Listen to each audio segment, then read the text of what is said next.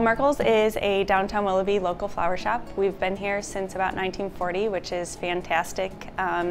It's very relatable to the diner in that these places are long-standing and have just been here for decades, and I'm definitely drawn to that. So I took over the diner. I had been living in Miami, Florida, and then I was doing mission work overseas.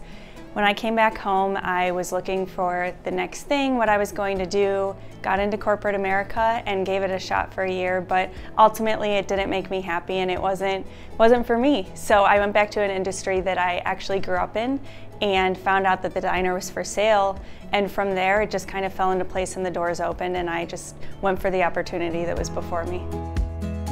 I have a background in fine arts and design, so I knew that a florist was definitely something that fit into that a lot better than the food industry.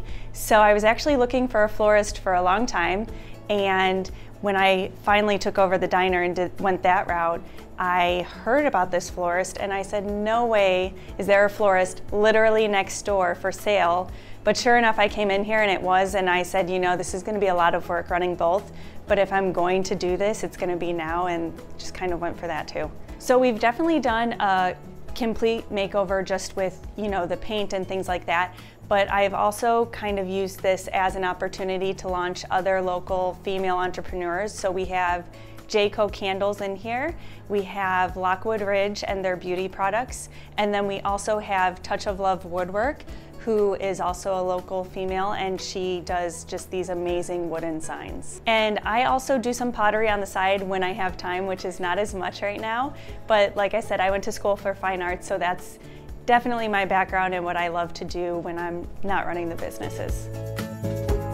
Well, we're definitely all flowers first, and I personally have a passion for plants, so I've definitely been bringing more and more greenery in here so people can come and get plants for their home, their office, and things like that as well. But first and foremost, we do flowers, anything florist. We've restarted doing weddings, which is a really huge opportunity for us. We do just day-to-day florals. You can stop in and, you know, get a bouquet that you're going to dinner with. And we work with Brenner Funeral Home, which has been a fantastic opportunity too. We are one of the only florists in the area that are not partnered with Telefloral or FTD, a wire service. So ours are really unique. They're not arrangements that you see elsewhere on the internet.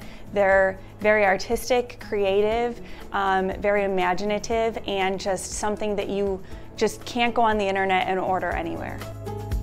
When I'm at the diner, I cook, which is really fast-paced and intense, and when I come here, I can get a little more into my creative outlet and zone, and I can sit down, and it's relaxing for me. It's definitely work and it's busy too, but I think it's just kind of back to my roots and what I do with art.